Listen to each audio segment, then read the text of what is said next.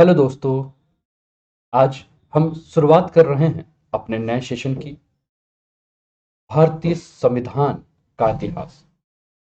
भारतीय राज्य व्यवस्था के अंतर्गत इस टॉपिक को हम चर्चा करेंगे। और आज हम भारतीय संविधान के इतिहास पर यानी कि भारत का संवैधानिक विकास किस प्रकार से हुआ, 1773 से लेकर 1947 तक की जो घटनाएं हैं उन सारे घटनाओं पर हम विशेष रूप से ध्यान देंगे और देखेंगे कि वो कौन कौन से महत्वपूर्ण तथ्य हैं, इंपॉर्टेंट फैक्ट हैं, जो कि आपके एग्जाम्स के लिए इंपॉर्टेंट हैं या आपको अतिरिक्त जानकारी के लिए भी ये आवश्यक है कि आप इसको जानें। चैनल को सब्सक्राइब नहीं किया तो सब्सक्राइब भी कर लीजिए कि आपको नोटिफिकेशन टाइम पर आए और आपकी कोई भी क्लास मिस ना हो। वीडियो को लाइक भी कीजिए। काफ़ी सारे स्टूडेंट जो हैं वो कमेंट नहीं कर पा रहे हैं, लाइक नहीं कर पा रहे हैं, तो हो सकता है कि आपने चैनल को सब्सक्राइब ना किया हो या आपने अपना मेल आईडी जो है वो ना डाला हो। तो अपने मेल आईडी और सब्सक्रिप्शन के बाद आप इस चैनल को लाइक और कमेंट भी कर सकते हैं और मित्रों को शेयर भी कीजिए। भारतीय संविधान के इतिहास के बारे में बात करें दोस्तों, तो भारत का जो संवैधानिक विकास हुआ था इसमें सबसे पहले कंपनी के शासनाधीश अधिनियम, जिसको कि हम रेगुलेटिंग एक्ट ऑफ 1773 के नाम से जानते हैं, ये आपके स्क्रीन पर आपको देखने को मिल रहा है। रेगुलेटिंग एक्ट 1773 ब्रिटिश संसद के द्वारा जो है वो पारित हुआ था और इसका उद्देश्य जो था वो था कि कंपनी में जो भ्रष्टाचार है उस भ्रष्टाचार को और कंपनी में जो कुप्रशासन है उसको दूर किया जाए। बंगाल के कुप्रशासन से उपजी जो परिस्थितियां थी उसको ब्रिटिश संसद को ईस्ट इंडिया कंपनी के कार्यों की जांच करने के लिए बाध्य कर दिया गया था और इस जांच में कंपनी के उच्च अधिकारियों द्वारा अपने अधिकारों के दुरुपयोग के अनेक मामले सामने आए और उस समय कंपनी वित्तीय संकट से भी गुजर रही थी और ब्रिटिश सरकार के समक्ष £1 मिलियन के ऋण के हेतु आवेदन भी भेजी जा चुकी थी। अब इसके जो प्रावधान है वो प्रावधान ये थे कि मद्रास प्रेसिडेंसी और बंबई प्रेसिडेंसी जो है वो कलकत्ता प्रेसिडेंसी के अधीन कार्य करेंगी। बंगाल का जो गवर्नर है उसका अंग्रेजी क्षेत्र अगर हम बात करें तो बंगाल का गवर्नर जनरल का पूरा क्षेत्र स्थापित हो गया था और सर्वप्रथम सर्वोच्च न्यायालय की स्थापना 1774 में जो है इसी रेगुलेटिंग एक्ट के तहत जो है हमें देखने को मिली है। तो ये बहुत ही ज्यादा इंपॉर्टेंट आपको टॉपिक देखने को मिल रहा है। इसके बाद हम आगे बढ़ते हैं दोस्तों, तो पिट्स इंडिया एक्ट 1784 जो कि हमारे लिए इंपॉर्टेंट है। पिट्स इंडिया एक्ट 1784 के बारे में बात करें तो कंपनी के मामलों में सरकारी नियंत्रण में वृद्धि, नियंत्रण बोर्ड का गठन, कंपनी के व्यापार में अहस्तक्षेप की नीति, कंपनी के व्यापारिक एवं राजनीतिक कार्यों को एक दूसरे से अलग किया गया। इसके तहत 1773 के कानून की जो कमियां थी उन कमियों को दूर करने के लिए ब्रिटिश संसद ने एक संशोधन किया, 1781 में पारित किया गया और इस एक्ट का को जो है वो ऑफ सेटलमेंट भी कहा जाता है। और ये जो एक्ट है ब्रिटिश जो आपके प्राइम मिनिस्टर थे पिट्स द यंगर, उनके नाम पर जो है इसका नाम पिट्स इंडिया एक्ट कहा गया। आपके स्क्रीन पर ये ब्रिटिश प्राइम मिनिस्टर नजर आ रहे हैं। इसके बाद समय आता है दोस्तों 1786। भारत का संवैधानिक विकास के क्रम में हम देख रहे हैं तो दो एक्ट 1786 का अधिनियम और 1793 का अधिनियम आपके स्क्रीन पर देखने को मिल रहा है। 1786 1786 का जो ये अधिनियम है इसमें गवर्नर जनरल को विशेष परिस्थिति में अपने परिषद के निर्णय को रद्द करने तथा अपने निर्णय को लागू करने का अधिकार दिया गया। गवर्नर जनरल एवं प्रधान सेनापति की शक्तियां जो है वो एक कर दी गई थी। गवर्नर जनरल को परिषद के निर्णय को वीटो करने का अधिकार दे दिया गया। वहीं 1793 में देखें तो कंपनी को 20 वर्षों का जो है वो एकाधिकार प्राप्त हो गया था। वीटो भावी सभी गवर्नर जनरल को दे दिया गया था और बोर्ड ऑफ कंट्रोल का वेतन कंपनी के कोष पर भारित हो गया था। इसके बाद समय आता है 1813 चार्टर एक्ट और कंपनी का व्यापारिक एकाधिकार समाप्त हो गया था। चाय और चीन के साथ व्यापार को छोड़कर बाकी सारी चीजें आपको देखने को मिल रही होंगी।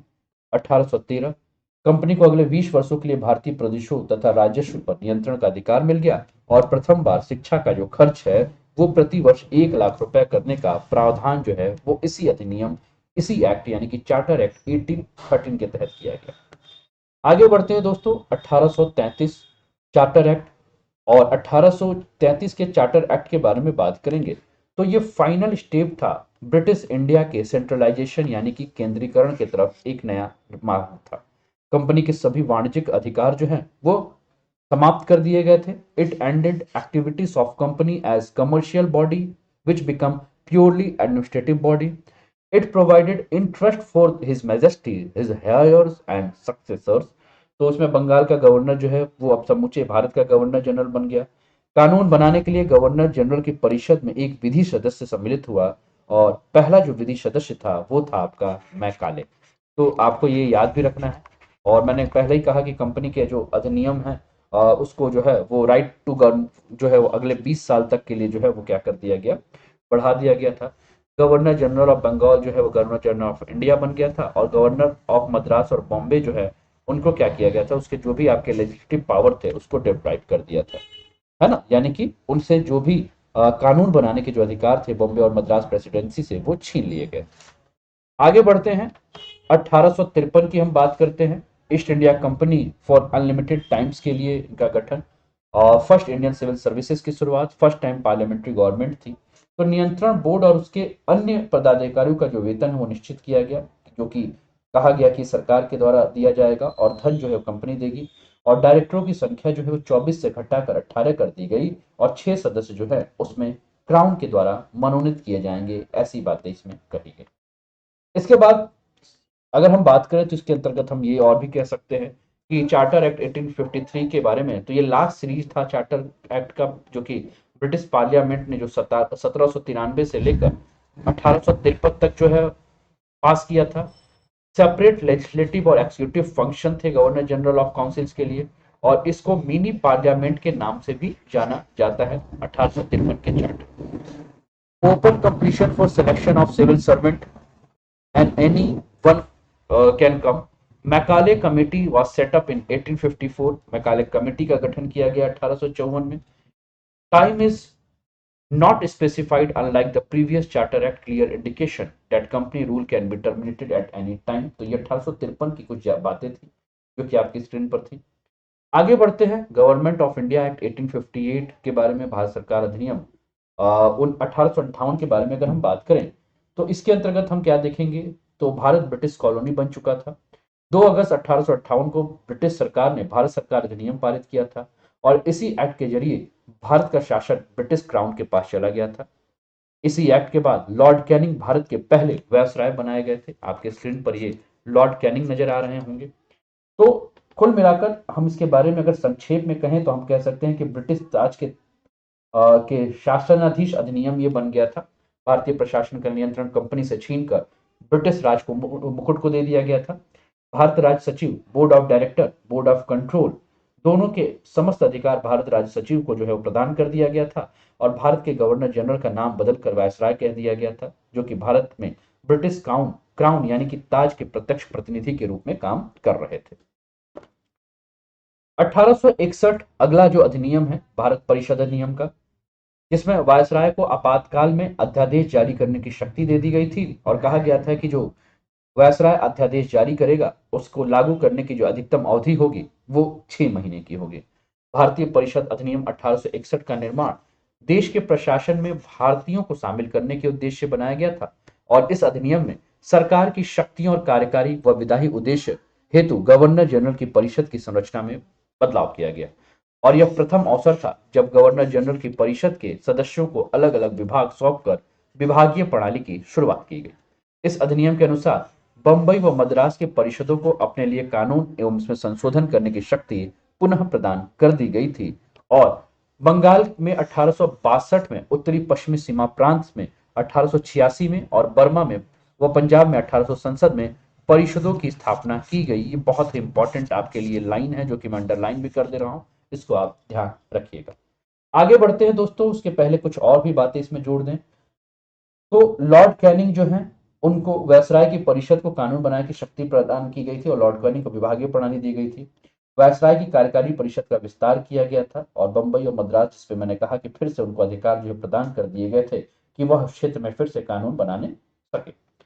अगला आगे बढ़ते हैं 1892 का भारतीय परिषद का अधिनियम, जिसमें भारतीयों को पहली बार मताधिकार का जो है वो प्रयोग करने के बारे में कहा गया है ना, कि पहली बार जो है वो मताधिकार का प्रयोग कर सके। और भारतीय परिषद अधिनियम 1892 के बारे में बात करें तो विधान परिषद को सदस्यों को बजट पर विचार प्रकट करने का अधिकार जो है उसमें दिया गया और इसके माध्यम से केंद्रीय और प्रांतीय विधान परिषदों में अतिरिक्त गैर सरकारी सदस्यों की संख्या बढ़ाई गई और बहुमत सरकारी सदस्यों का ही रहता था। इसने विधान परिषद के कार्यों में वृद्धि कर उन्हें बजट पर बहस करने और कार्यपालिका के प्रश्नों का उत्तर देने के लिए अधिकृत किया। इसमें केंद्रीय विधान परिषद और बंगाल चैम्बर्स ऑफ कॉमर्स में गैर सरकारी सदस्यों के नामांकन के लिए वायसराय की शक्तियों का प्रावधान था। इसके अलावा प्रांतीय विधान परिषदों में गवर्नर को जिला परिषद, नगर पालिका, विश्वविद्यालय, व्यापार संघ, जमींदारों और चैम्बर ऑफ कॉमर्स की सिफारिशों पर गैर सरकारी सदस्यों की नियुक्ति करने की शक्ति प्रदान थी। भारतीय परिषद अधिनियम 1892 के बारे में और भी बात करें तो हम कह सकते हैं कि विधान परिषद के सदस्यों को बजट पर अपने विचार प्रकट करने का अधिकार था, जिस पर हमने बात किया। और हमने कहा कि सार्वजनिक हित के मामले में विधानमंडल के सदस्यों को 6 दिन की पूर्व सूचना देकर प्रश्न पूछने का अधिकार भी दिया गया। सीमित अर्थों में निर्वाचन पद्धति का जो है वो प्रारंभ कर दिया गया। आगे बढ़ते हैं दोस्तों, भारत परिषद अधिनियम 1909, जिसको कि हम मार्ले मिंटो सुधार के नाम से भी जानते हैं और इसे सांप्रदायिक प्रतिनिधित्व की व्यवस्था कहा जाता था। केंद्रीय विधानमंडल के सदस्यों को बजट पर मत देने का अधिकार नहीं दिया गया। भारतीय परिषद अधिनियम 1909 के बारे में एक प्रसिद्ध कथन है, जिसको गांधी जी कहते हैं कि यह एक्ट हमारा सर्वनाश कर दिया। रैमजे मैकडॉनल्ड जो है वो यह कहते हैं कि यह सुधार प्रजातंत्रवाद और नौकरशाही के मध्य एक अधूरा और अल्पकालिक समझौता है। आगे बढ़ते हैं, भारत शासन अधिनियम 1919 की बात करें, जिसको कि हम मॉन्टेग्यू चेम्सफोर्ड सुधार के नाम से भी जानते हैं। प्रांतों में द्वैत शासन का प्रारंभ हुआ और पहली बार उत्तरदायी शासन शब्दों का स्पष्ट प्रयोग किया गया। प्रांतीय विषय जो है वो आरक्षित और हस्तांतरित दो भागों में विभाजित हुई। अधिनियम का जो आधार था वो मॉन्टेग्यू चेम्सफोर्ड की रिपोर्ट के आधार पर बना था। तो 20 अगस्त 1917 को ब्रिटिश सरकार ने पहली बार घोषित किया कि उसका उद्देश्य भारत में क्रमिक रूप से उत्तरदायी सरकार की स्थापना करना था। क्रमिक रूप से 1919 में भारत शासन अधिनियम बनाया गया, जो 1921 से जो है वो लागू हुआ। इस कानून को मॉन्टेग्यू चेम्सफोर्ड सुधार भी कहा जाता है। मॉन्टेग्यू भारत के उस समय राज्य सचिव थे, जबकि चेम्सफोर्ड जो है वो भारत के व्यवसाय थे। अगला है भारत शासन अधिनियम 1935, जो कि विस्तार था आपके सांप्रदायिक तथा वर्गीय मतदाता मंडल का, जिसका महत्व भारत के वर्तमान संवैधानिक ढांचों का आधार था। काफी हद तक अगर हम बात करें तो इसमें केंद्रीय विधानमंडल जो है वो द्विसदनीय थी, ऐसा इसमें कहा जा रहा था। शक्तियों का विभाजन जो है केंद्र और प्रांतों के बीच में था और फेडरल न्यायालय 1937 में इसकी स्थापना हुई। और इसको लेकर जो जवाहरलाल नेहरू जी का कथन था वो था कि एक कार जिसमें ब्रेक तो है पर इंजन नहीं है, गुलामी का अधिकार है, दास्ता का आज्ञा पत्र है, ऐसा इसके बारे में कहा गया। राज्य की नीति के निदेशक तत्व के रूप में भारत के संविधान वर्ष 1950 में इसे समाविष्ट किया गया और कांग्रेस के लखनऊ अधिनिवेशन 1936 में भारत सरकार अधिनियम 1935 को अस्वीकृत कर दिया गया। इसके बारे में और भी बात करें तो इसने एक अखिल भारतीय संघ की स्थापना की बात की, जो कभी लागू नहीं किया गया। विषयों को 3 सूची में विभाजित किया गया, संघीय सूची, राज्य सूची और समवर्ती सूची। अवशिष्ट शक्तियां वायसराय को दे दी गई। प्रांतों में द्वैत शासन की व्यवस्था समाप्त कर दी गई और प्रांतीय स्वायत्तता शुभारंभ हुआ। केंद्र और द्वैत शासन व्यवस्था शुरू कर दी गई। अनुसूचित जातियों, महिलाओं और मजदूरों के लिए अलग से निर्वाचन की व्यवस्था कर सांप्रदायिक प्रतिनिधित्व व्यवस्था का विस्तार किया गया। मताधिकार का विस्तार किया गया। आरबीआई अधिनियम 1934 के अनुसार रिजर्व बैंक ऑफ इंडिया की स्थापना की गई और संघीय लोक सेवा आयोग, प्रांतीय लोक सेवा आयोग और संयुक्त लोक सेवा आयोग की भी स्थापना 1935 सरकार के अधिनियम के तहत की गई, जो कि मैंने आपके लिए एक अतिरिक्त जानकारी जोड़ दी। आगे बढ़ते हैं, भारतीय स्वतंत्रता अधिनियम यानी कि इंडियन इंडिपेंडेंस एक्ट 1947, जो कि अविभाजित ब्रिटिश भारत का विभाजन कर भारत एवं पाकिस्तान दो स्वतंत्र अधिकारों की स्थापना की जाएगी, ऐसी इसमें चर्चा की गई। 15 अगस्त 1947 से भारतीय रियासतों पर ब्रिटिश संप्रभुता की समाप्ति। दोनों अधिराज्यों की संविधान निर्माती सभा को संविधान बनाने का अधिकार और दोनों अधिराज्यों को ब्रिटिश राष्ट्रमंडल से अलग होने की स्वतंत्रता थी। भारत का राज्य सचिव पद जो है उसे समाप्त कर दिया गया था। ब्रिटिश प्रधानमंत्री एटली ने 1947 में लॉर्ड माउंटबेटन को वायसराय नियुक्त कर सत्ता के हस्तांतरण के लिए भारत भेजा था। माउंटबेटन योजना को कानूनी रूप प्रदान करने के लिए 18 जुलाई 1947 को भारतीय स्वतंत्रता अधिनियम पेश किया गया, जिसके अंतर्गत जो बिंदु थे वो थे, अधिनियम में 2 डोमेनियन की स्थापना करने की बात की गई थी और 15 अगस्त 1947 की तारीख जो है वो निर्धारित की गई थी। दो नवगठित देशों के बीच बंगाल और पंजाब के प्रांतों का जो है वो विभाजन किया गया।